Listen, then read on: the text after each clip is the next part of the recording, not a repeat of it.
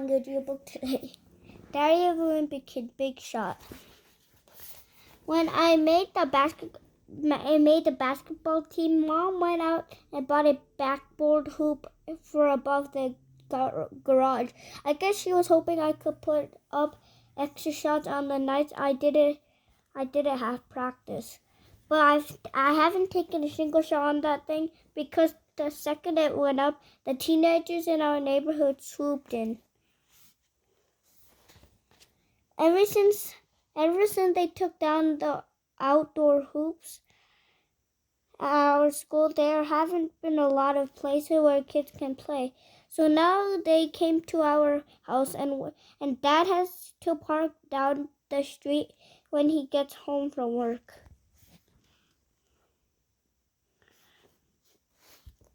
Dad told me he wanted to take the hoop down, but Mom said she was happy that kids were outdoors having fun.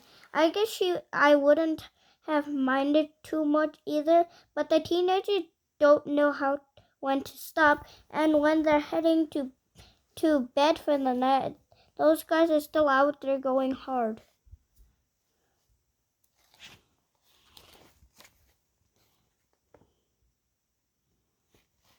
Lately, Mom's been trying to give them a hint that it's time to go home by flicking the lights above the garage on and off, but I guess teenagers aren't real good at taking hints because they just keep right on playing. So a few nights ago, Mom turned the lights off when it got dark outside, but those guys were prepared. And they set up a generator and lights in no time.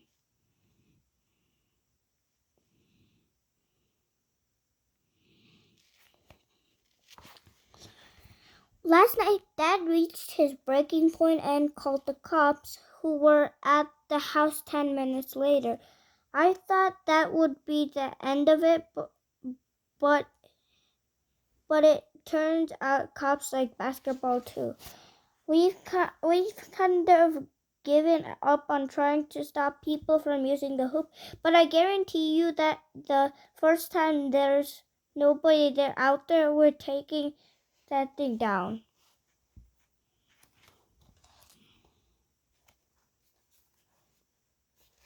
Another reason I've been so tired lately is because our practices have been starting at 9:30 p.m. We've been using the elementary school gym, but we have to wait until the other two teams are done with their practices before we can start ours. On our first night at the gym, Mr. Padel forgot his bag of basketballs and he had to go home to get it. And while he was gone, Darren and Woodley noticed the Fi's antique closet was open, so we went inside. There were all sorts of fun equipment in there, like pogo sticks and hula hoops, and even a giant parachute.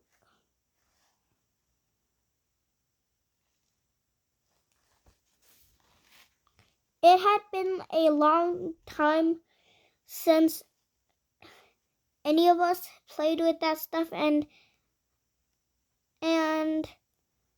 all of a sudden we were like little kids again.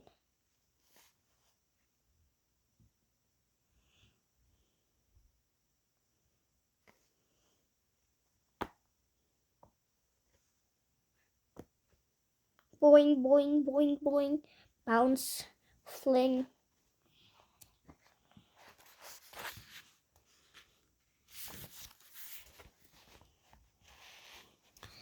We even made up a whole new game that used those square four-wheeled scooters and some giant plastic bowling balls, and it was actually way more fun than basketball.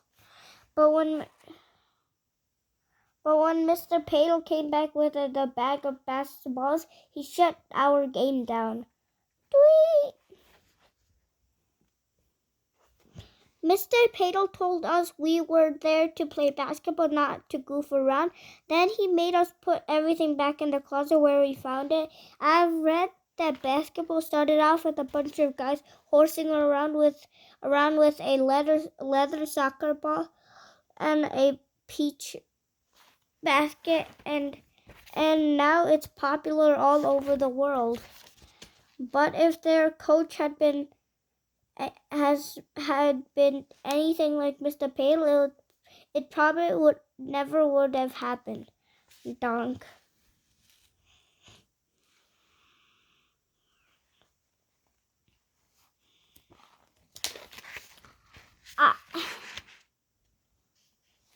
And I'll bet Mr. Patel's gonna be pretty dumb when the sport we invented goes pro. Roller bowling world championships. France versus Japan.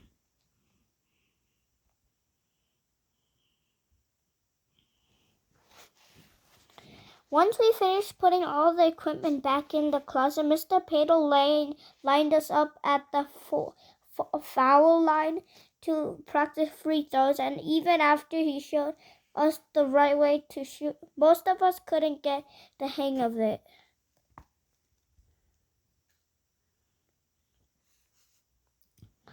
After missing a bunch of times in a row, I was getting pretty frustrated, so I shot the ball backward just for kicks, and believe it or not, it went in.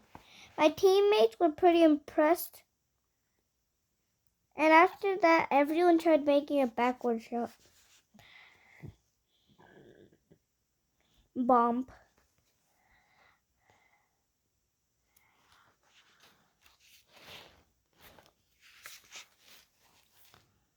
But Mr. Patel shut that down too.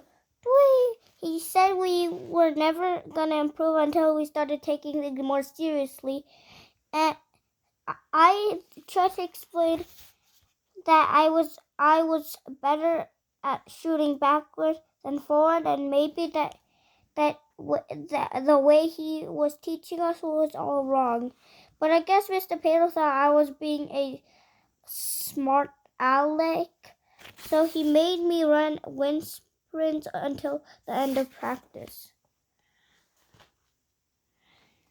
On the first few nights, we just worked on stuff like dribbling, passing, and shooting, but at the beginning of last night's practice, Mr. Patel said we were gonna scrimmage. Everybody was pretty excited that we were finally gonna get to actually play, but right when we were about to start, a group of men my dad's age walked into the gym. One of those guys, the guys walked up to Mr. Patel and said we were gonna have to get off the court because the men's league had the gym booked at 9:30 every Wednesday night.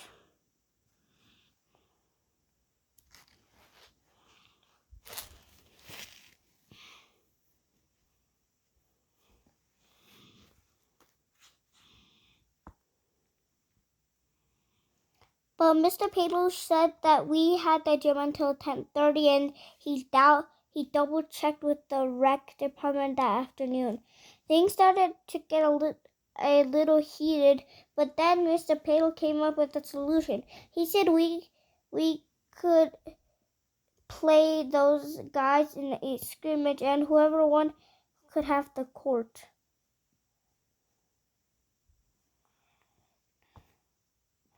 I was a little nervous about playing a group of grown men, but these guys didn't look like they were in the best shape, and I thought we might be able to take them.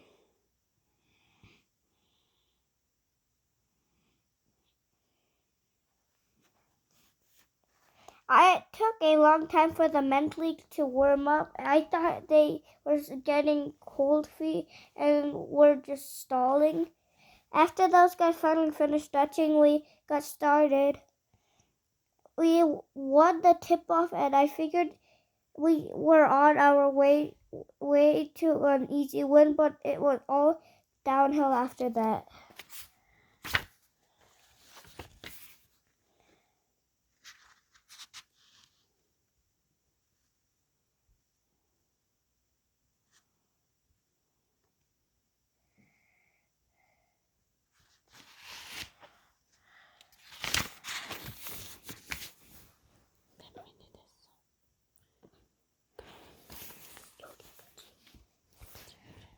Those men's league guys might not have been super athletes, but they knew how to play, and they totally made fools out of us.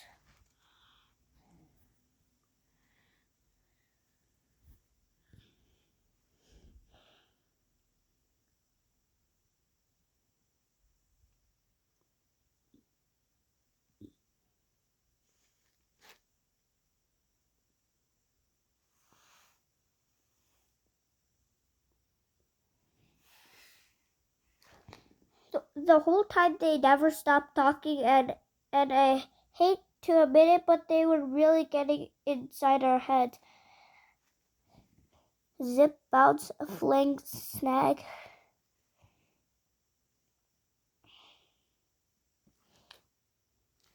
It was all corny stuff that only grown-ups would say, but it really worked, and the more they talked, the more we struggled.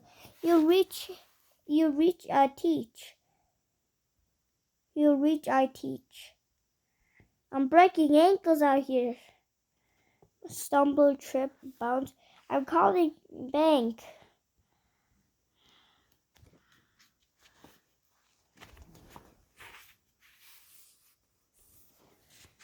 The person who was getting the most frustrated was Pre, and I could tell he really wanted to stick it to these guys.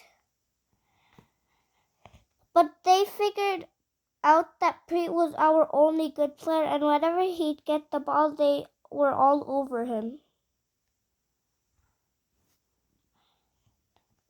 At one point, Pre stole the ball and sprinted to the other end of the court for what should have been an easy layup. I think Pre wanted to make a statement because he decided to dunk it.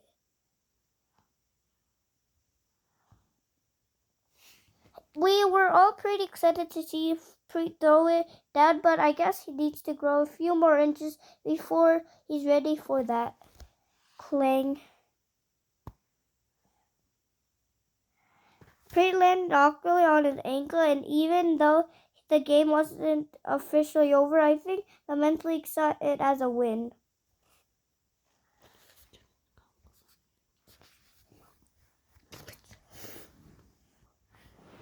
Bye.